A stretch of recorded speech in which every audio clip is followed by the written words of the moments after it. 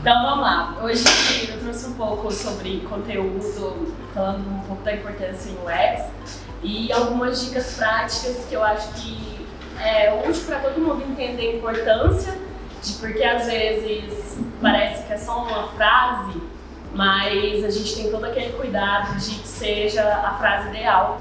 Então, conteúdo para o UX nada mais é que o UX White. É o UX o quê, né?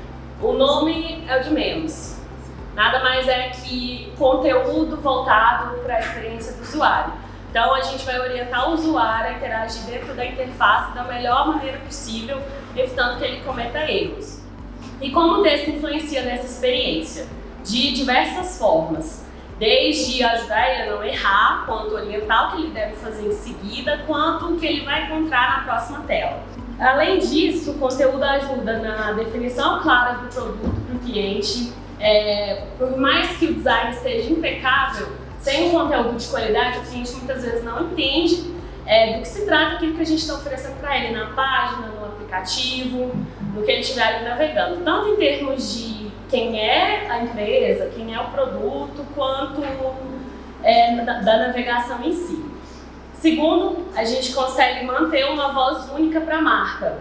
Então, eu consigo fazer com que o cliente entenda que aquele conteúdo é daquela marca, porque a marca está sempre falando daquela maneira com ele. Seja na linguagem mais despojada, seja quando é um cliente que fala de uma forma mais séria. Então, a gente tem que manter essa consistência em todos os pontos de contato. Ele envolve e direciona o usuário, como eu falei, para ele não cometer erros e ele sentir que a experiência está bem fluida e simples de acontecer. E ele também ajuda a converter, né? Aí quando eu falo ajuda a converter, entram dois pontos. É o copywriting, que é redação publicitária, que cada hora o pessoal vai arrumando um nome novo, né? Eu falo assim, se ajuda a converter, então você acaba pensando, então é um texto mais voltado para copywriter. Mas não, tem as diferenças. Os dois tipos de redação acontecem numa mesma página, mas são um pouco diferentes. Quando eu estou falando de copywriter, eu estou falando de palavras atrativas para incentivar o usuário a clicar, ou para ele comprar, se cadastrar. Quando eu estou falando de UX, eu estou falando de palavras simples, explicando as coisas da melhor maneira para ele, sem criatividade, é o básico do básico. O copywriter é orientado para vendas, enquanto o UX para produto. Na copy é o trabalho com a equipe de marketing e no UX com a equipe de design. Aqui até é bom abrir um ponto do quanto é importante o redator e o designer estar trabalhando junto, porque a gente consegue chegar num resultado melhor. Eu falo isso porque eu vim de agência, então em questão de sites era sempre coisas mais simples. Quando a gente começou o trabalho da Autoscar, eu vi muita diferença de ter uma tela pronta para eu simplesmente dizer qual texto deveria entrar em cada lugar, e quando eu e o Luciano, por exemplo, sentamos juntos para desenhar um wireframe, desenhar todo o fluxo e qual texto queria entrar em cada parte. Então, o trabalho conjunto também reflete num trabalho melhor. Quando eu falo de copy, eu estou contando histórias, e em UX a gente está conversando mesmo com o usuário, como se estivesse ali frente a frente. O copywriter consegue trabalhar sozinho, o UX writer nunca. E aí quando a gente fala de UX writer, a gente está falando de microcopy. Então é sempre um texto muito pequeno, para CTA, para conteúdo de instrução, para botão, para mensagem de confirmação, mensagem de erro. E vocês estão bem cansados de saber onde encaixa, né? Então, por onde a gente começa essa criação de conteúdo? Primeiro, a gente precisa entender o produto. Seja o produto do cliente ou seja o sistema em si. A gente tem que entender para que serve, onde se aplica, quando o usuário usa. E aí entra um ponto importante, a gente precisa ter empatia com o usuário. Da mesma forma que o UX Design tem. Então eu preciso entender de que página o usuário está vindo e para onde ele vai, para saber qual a mensagem que eu vou entregar para ele. No mundo perfeito, a gente receberia isso tudo muito bem desenhado, vamos dizer assim, o briefing chegaria bem completo, a gente já teria um estudo de personas bem elaborado, mas a gente sabe que nem sempre isso é possível. Aqui eu até vejo acontecer mais. Em agência, gente, esquece, se vira mesmo. E aí eu tenho pra mim que tem uma coisa que salva a vida de qualquer pessoa, que são as pesquisas. E aí quando eu falo de pesquisa, você começa ali num Google simples, beleza, mas dá pra gente ir além disso. Você pode olhar conteúdo do YouTube, comentário do YouTube. Comentário do YouTube, eu acho que assim, traz muitos insights de quais são as dores do usuário. Se ele está reclamando, ele vai lá no comentário do YouTube falando sobre aquele assunto, porque ele procurou para saber como resolve o problema dele. Ele vai reclamar ali, vai deixar um relato da experiência dele. Grupos de Facebook sobre o produto, por exemplo, você está falando de um produto que é um carro, você pode entrar no grupo daquele carro no Facebook, que as pessoas vão estar lá falando sobre aquilo ali. E aí tem N possibilidades, desde uma comunidade online da marca, desde reclamações no Reclame Aqui. Você pode conseguir ter ideias de texto. Então, o que eu queria passar principalmente é que o UX/UI está muito além da escrita. Ele também está, assim como o design, pensando na experiência. O texto acaba sendo importante, mas a experiência é muito mais. E aí, eu trouxe alguns exemplos de como a mudança de texto pode impactar na performance. Essa era a tela inicial do Android Pay. Aí eles mudaram o nome do botão de adicionar cartão para começar. Aumentou em 12% os números de cliques. A mesma coisa quando eles mudaram reservar um quarto para verificar a disponibilidade. Aumentou em 17% o engajamento. Então, sempre que eu trago palavras mais confortáveis para o usuário, ele tem uma resposta melhor ao que a gente está entregando para ele. Então, no fim das contas, a gente trabalha para criar uma experiência única, simples, satisfatória e bem-sucedida. Então, vamos a algumas dicas práticas mesmo. Primeiro, que até uma das 3 diretrizes do próprio Google seja claro e simples. A gente precisa usar palavras conhecidas, que são confortáveis para aquele cliente. Por exemplo, numa página de checkout, eu já tenho ali uma quantidade imensa de informações, é um processo um pouco complexo, e se a gente não tratar o texto com muito cuidado, o usuário pode se sentir confuso e sair da página. Aqui tem um exemplo de falha de senha. Ele é até um pouco antigo, às vezes alguém já deve até ter visto. Então ele trouxe aqui, um erro de autenticação ocorreu. Depois a gente mudou, né? Erro de login, você inseriu uma senha incorreta. Já melhorou, né? E a gente precisa também ser breve, então usar o mínimo de palavras possíveis, sem perder o significado, é claro. Aí naquele mesmo exemplo, a gente consegue melhorar um pouco mais. Então, de erro de senha, na verdade esse título aqui, ele é redundante, eu não preciso dele, eu posso entrar direto com o erro que aconteceu. E posso ser ainda menor, ser incorreta. Resumiu, eu não preciso dessa frase tão grande para falar simplesmente que a senha está errada. Mas a gente precisa ser útil também. Nesse exemplo aqui, ok, isso é errado, ok, e agora? O que eu faço? Então a gente precisa entregar utilidade. Aí foi colocado 2 botões, senha incorreta, tentar novamente ou recuperar a senha. Aí aqui tem a primeira versão e a última versão, que você vê que já está bem melhor. Está muito mais fácil capturar a mensagem e entender para onde eu tenho que ir depois desse erro. Só que tudo é um pouco complexo. Quando eu quero um texto claro, muitas vezes você precisa de muitos caracteres. Eu até brinco com os meninos, vocês estão limitando as minhas palavras. Tá difícil falar isso aí um pouco, mas é justamente esse o desafio. Então, quando a gente vai criar a utilidade, a gente também precisa de mais caracteres. Só que eu preciso ter um texto curto, que às vezes impacta menos clareza. Então, é questão de achar o equilíbrio e também ver como a voz da marca tá enquadrando ali naquele texto. Seja consistente. Da mesma forma que o botão precisa estar da mesma cor em todas as páginas, o texto daquele botão, daquela ação, se indicar a mesma coisa, também precisa estar igual.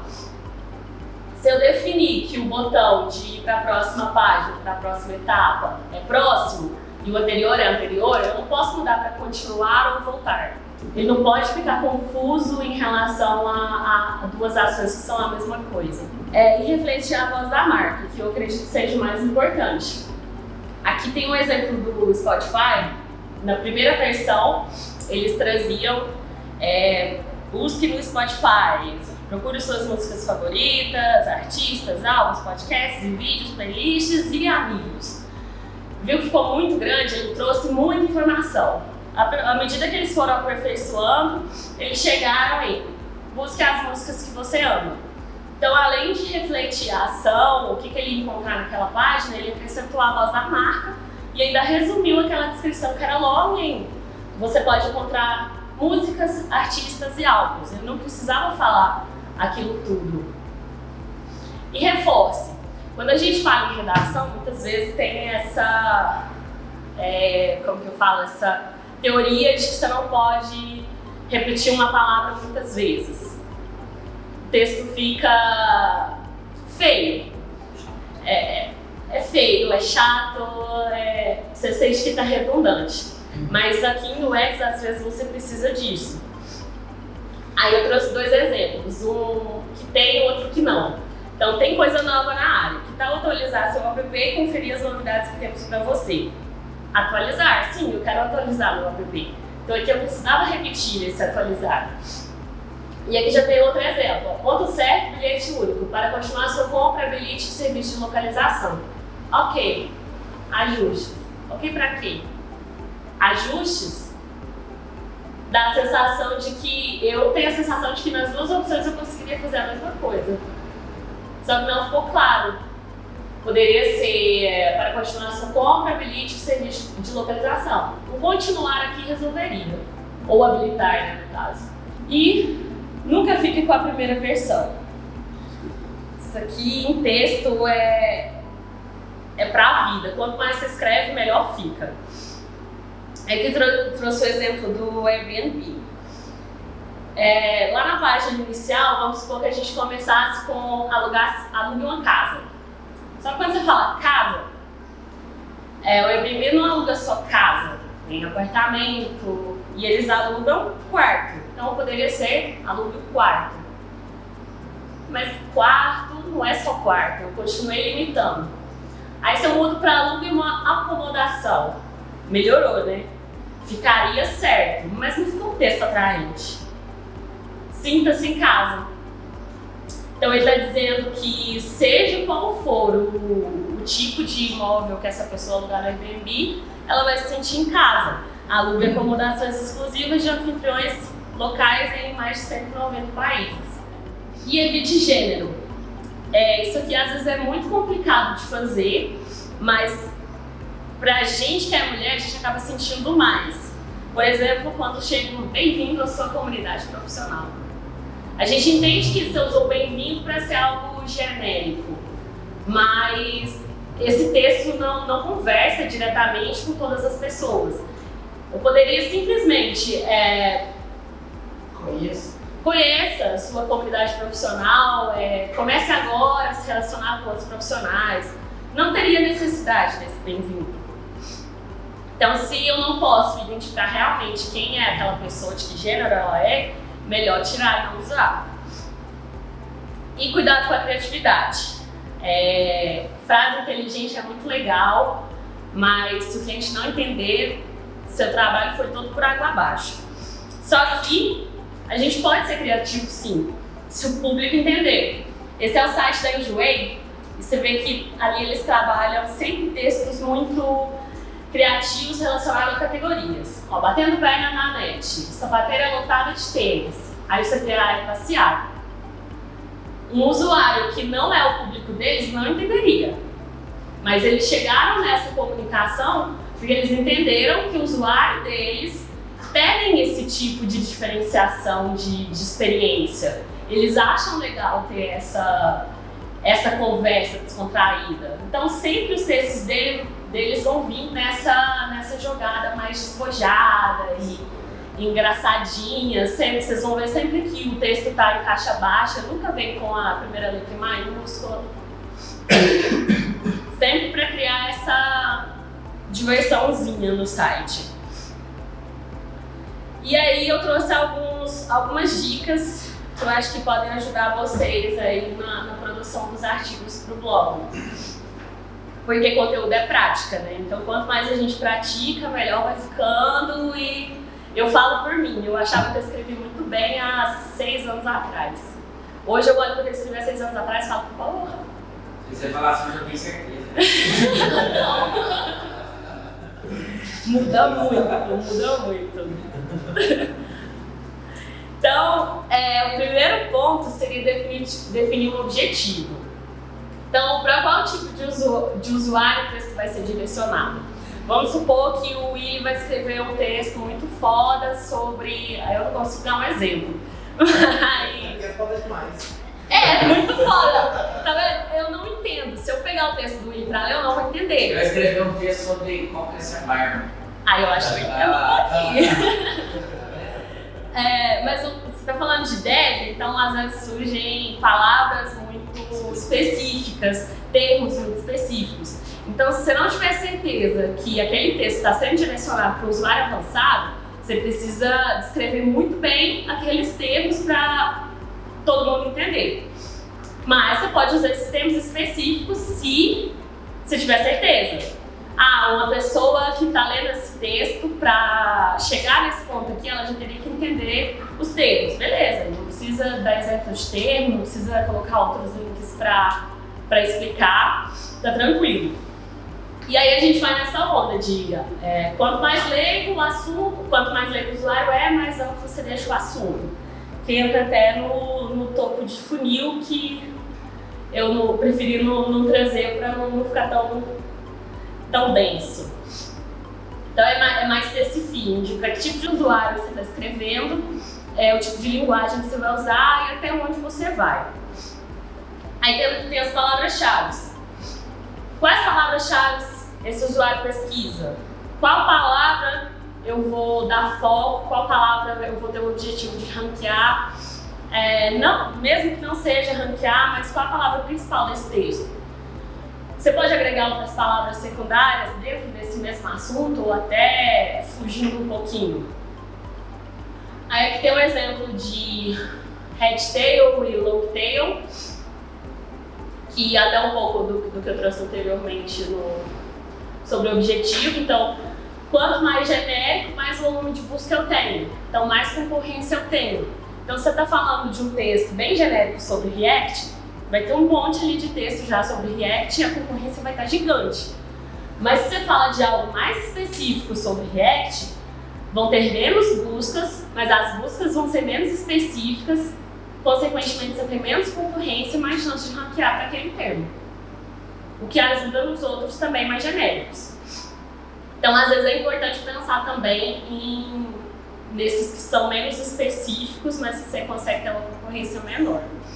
Hoje você consegue acessar um monte de ferramentas para a questão de palavras-chave, o próprio planejador de palavras-chave do Google, o Moz, e aí tem diversas. Só que a gente nem sempre precisa delas. Uma simples busca no Google já te dá um monte de caminhos para seguir. Nas palavras relacionadas, nas pesquisas relacionadas, nos textos que já estão em primeiro lugar. E aí a gente pode usar esses textos prontos a nosso favor. Por exemplo, um guia completo de como começar em UX e 5 erros que eu cometi migrando para a área de UX. Os 2 textos estavam exatamente nessa ordem. Pensando de forma rápida, a gente já poderia criar um texto sobre como começar em UX Design e 5 erros para não cometer.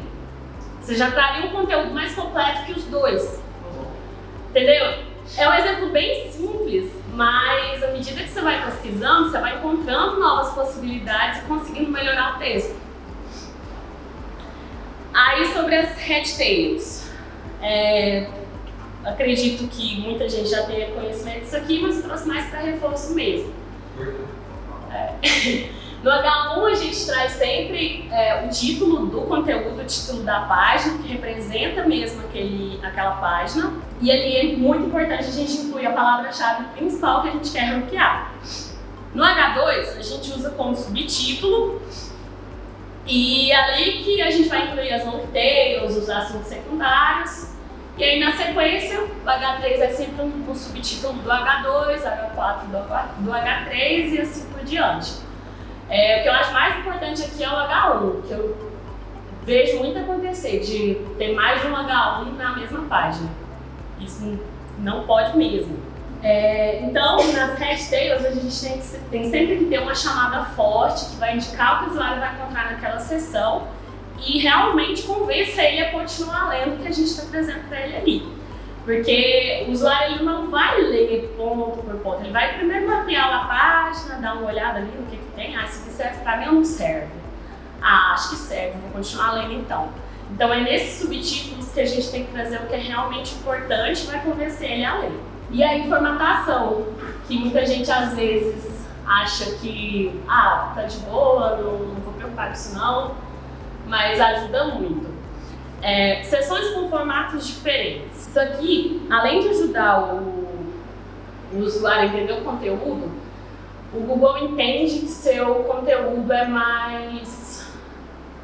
tem mais qualidade, vamos dizer assim. Então, quando você traz uma sessão que tem só um texto, aí no segundo subtítulo você traz uma lista com bullets, na terceira sessão você traz uma imagem com mais um texto, na segunda você varia mais um pouco, ele vai entender que você construiu o texto de uma forma mais completa. Formatação em prol da leitura. Pensa um texto construído dessa forma, formatado assim. Você não consegue fazer essa leitura dinâmica que eu falei, de dar uma mapeada no texto primeiro para depois ler. Aí quando eu formato ele assim, fica muito mais fácil. Bem básico, mas aquele detalhezinho que faz diferença. Então, gente, resumindo, quando a gente fala em escrever, a gente tem que pensar sempre em simplicidade. Palavras complexas, muito rebuscadas, deixa para quem é poeta e quem realmente quer encantar as pessoas e falar coisas bonitas. A gente precisa passar a informação de uma forma objetiva e muito clara. Para isso a gente precisa de muita pesquisa, para entender de fato do que a gente está falando e praticar muito e não desistir, né? No primeiro texto que você escreveu e não ficou bom. E é isso. Alguém tem alguma pergunta? Parabéns.